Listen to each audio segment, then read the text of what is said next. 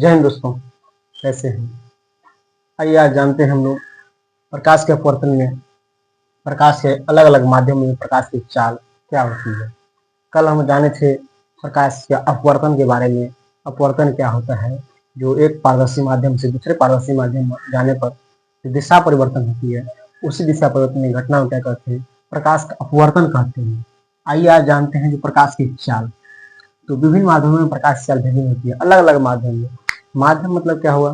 जो कोई भी रास्ता जिसके सहारे क्या होगा प्रकाश को पार करना हो। जैसे निर्वात, यानी निर्वात यानी कि हवा में प्रकाश चाल सबसे अधिक होती है, 3 लाख किलोमीटर प्रति सेकेंड। उसके बाद आइए पानी में देखते हैं। पानी में क्या होता है? 2,25,000 किलोमीटर प्रति सेकेंड, और कांच में 2 लाख किलोमीटर प्रति सेकेंड। हम लोग 3 एग्जाम्पल लिए हैं, तीनों में हम देख लीजिए जो प्रकाश की चाल अलग तीनों माध्यम में अलग अलग है। तो क्यों है, क्या कारण है, इस कारण को समझते हैं। तो कारण क्या आता है? सघन और विरल। सघन माध्यम क्या हुआ और विरल माध्यम क्या हुआ? तो सघन माध्यम क्या हुआ? जो इसमें प्रकाशीय घनत्व क्या है? जो कम है, और विरल है कि इसमें प्रकाशीय घनत्व ज्यादा है। यहाँ पे जिस माध्यम में प्रकाशीय घनत्व जितना अधिक होगा उसमें प्रकाश की चाल उतनी ही कम होती है। जिस माध्यम प्रकाशीय घनत्व जितना अधिक होगा उसमें प्रकाश की चाल उतनी ही कम होती है। इसमें क्या, प्रकाशीय घनत्व जितना अधिक है, सबसे ज्यादा किसमें है? कांच में। तो प्रकाश की चाल सबसे कम इसमें है। जिस माध्यम में प्रकाशीय घनत्व जितना ही अधिक होगा उसमें प्रकाश की चाल उतनी ही कम होती है। तो सबसे कम प्रकाश चाल किसमें है? कांच में। तो सबसे ज्यादा सघन कौन हुआ? कांच हुआ। उसके बाद कांच से कम सघन कौन हुआ? पानी। और पानी से कम सघन कौन हुआ? निर्वात।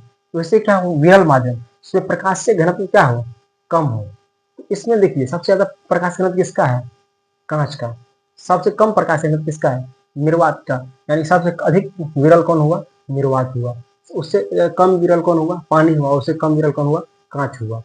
तो सबसे ज्यादा प्रकाश की चाल किसमें है? निर्वात में। उससे कम पानी में, और उससे कम कांच में।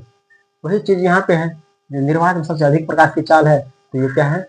सबसे कम सघन है। उसके बाद सघन कौन है? पानी। और सबसे ज्यादा सघन कौन हुआ? कांच। सबसे ज्यादा सघन होने का मतलब इसीलिए हुआ जिससे प्रकाश की चाल सबसे कम है। तो ये बताया गया जिस माध्यम में प्रकाश की घनत्व जितना अधिक होगा उससे प्रकाश की चाल उतनी ही कम होती है।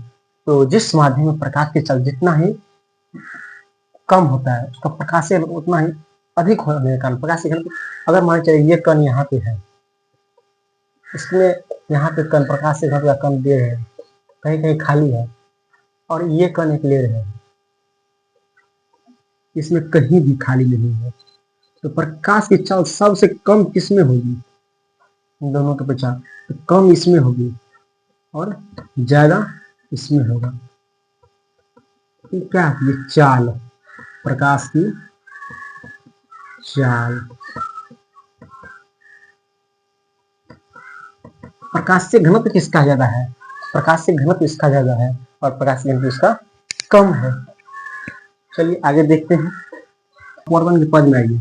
आपतित किरण, आपतन बिंदु, अभिलंब, अपवर्तित किरण, आपतन कोण और अपवर्तन कोण। देखिए एक डायग्राम बनाते हैं हम।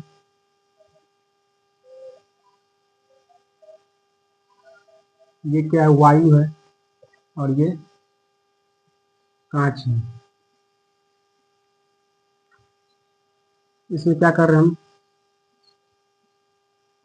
प्रकाश आपतित किए। प्रकाश आपतित किए। ये क्या हुआ हमारा?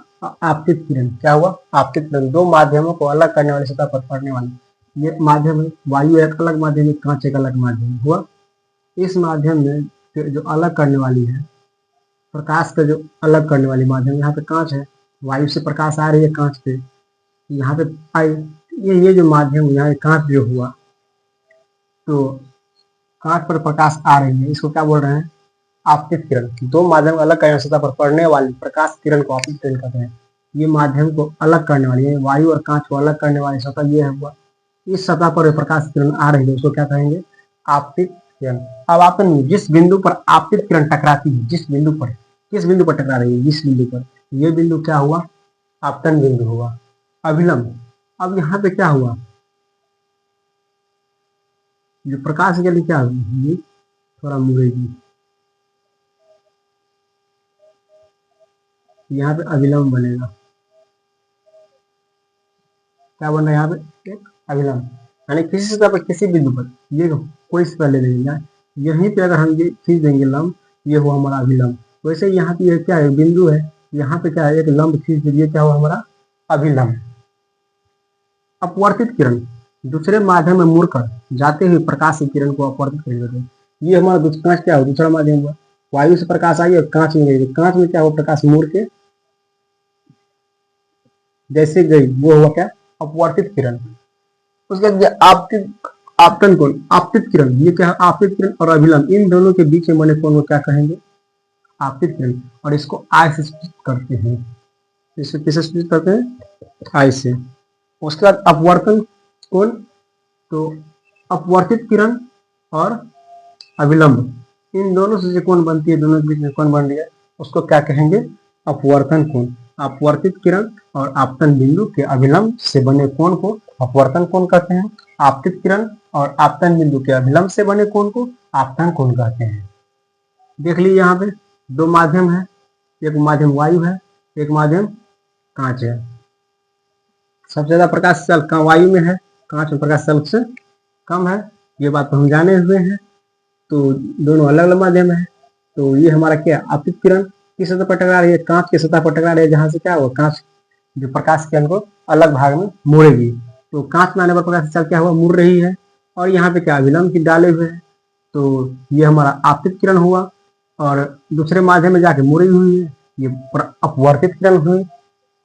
और क्या कहते हैं, जो इसमें अविलंब डाले, अविलंब और आपतन आपतित किरण के बीच में जो कोण बन रहा है उसको क्या कहेंगे, आपतन कोण। अपवर्तित किरण और अविलंब के बीच में जो कोण बन रहा है उसको क्या कहेंगे, अपवर्तन कोण। अभी हम लोग देखे जो आपतन अपवर्तन के जो पद हैं, ये आपतित किरण, ये अपवर्तित किरण, ये इसका अविलंब था। वही चीज यहाँ पे देखिए, ये क्या है, हमारा वायु विरल माध्यम है। क्या ध्यान दें, वायु विरल माध्यम, विरल माध्यम प्रकाश चल सबसे अधिक होती है। और ये क्या है, कांच सघन माध्यम, इसमें प्रकाश चल कम होती है। फिर क्या कि ये एक हमारा एक्सपेरिमेंट है, क्या हमारा एक्सपेरिमेंट, वायु से प्रकाश कांच में दिए, हम लोग क्या कि वायु से प्रकाश कांच में दिए। देखिए वायु से प्रकाश तो कांच में यानी विरल माध्यम से सघन माध्यम में, ये हमारा क्या अभिलंब है, तो थोड़ा अभिलंब की ओर झुक रही है, इसमें कम मुड़ा हुआ है। लेकिन वह फिर विरल माध्यम से यानी सघन माध्यम से, यानी कांच से प्रकाश को क्या कर रहे हैं, फिर वायु में दे रहे हैं। तो देखिए अभिलंब से थोड़ा दूर हट रहा है कि नहीं।